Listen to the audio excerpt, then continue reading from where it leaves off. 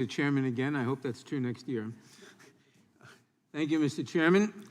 On Monday, we commemorated the 22nd anniversary of the horrific attacks on September 11th. None of us will ever forget the terror of that day or the bravery of the first responders who rushed towards danger to save countless lives. To so many people, the wounds from 9/11 still feel fresh. The grief and pain is ever present. Among the many ways that our lives changed after the events of that terrible day, September 11th served as the catalyst for a sea change in our immigration system. The 19 hijackers who carried out the attack came to this country legally on visas. In response to the intelligence failures that allowed them to enter, plan, and execute the attacks, we created the Department of Homeland Security.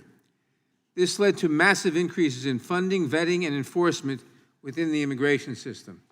As a result, immigration became inextricably linked with national security.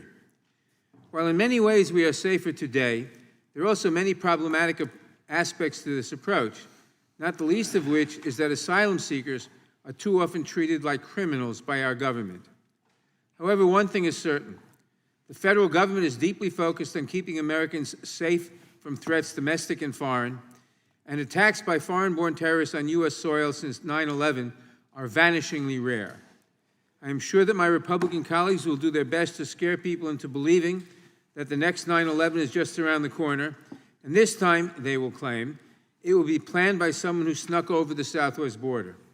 But the fact remains that there has never been a successful attack planned by someone who illegally crossed our southwest border. Even the cherry-picked examples that we will likely hear about today tell a story about the rigorous vetting done by DHS and our intelligence agencies to keep us safe. For example, much has been made about recent reports that asylum seekers from Uzbekistan were aided by a smuggler with ISIS sympathies. But we know about those alleged ties precisely because of investigative work done by intelligence agencies in coordination with immigration enforcement agencies working together, as they should in a case like this. The FBI is continuing to identify and vet this group of individuals, even after the National Security Council stated publicly that there is no indication that any of the people who actually entered the U.S. have any connection to a foreign terrorist network. Of course, we won't learn anything new about these migrants today.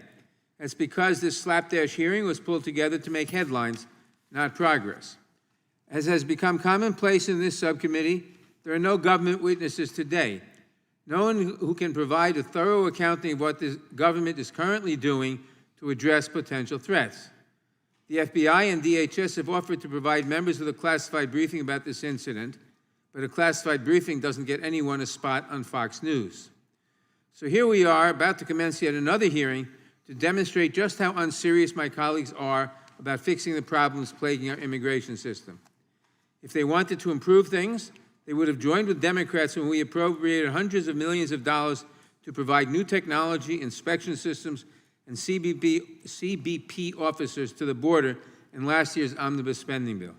Not a single Republican member of this committee voted in favor of that bill. And now many of them want to defund DHS, DOJ, and the FBI, or else they will shut down the government. These extreme MAGA priorities are dead wrong, and the American people are watching. I thank the witnesses for appearing in front of us today, and I yield back the balance of my time. Chairman yields back.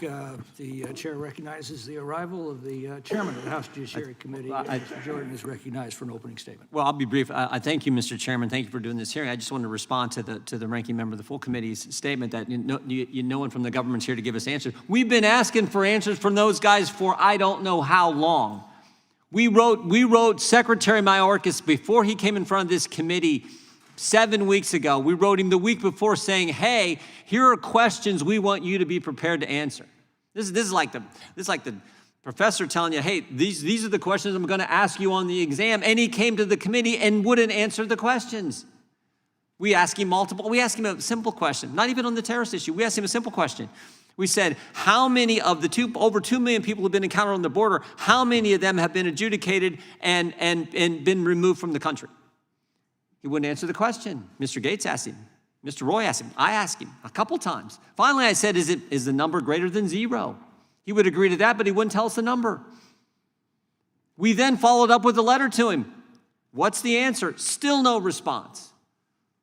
So the idea that we don't want answers and someone from the government can give them to us is baloney. We have tried and tried and tried. That's why we're probably have to do some compulsory resources to try to get some answers for the American people. But I appreciate the leadership of the subcommittee chairman on so many important issues that have been in front of this committee, and would yield back. Thanks. Without objection, all other opening statements will be included in the record.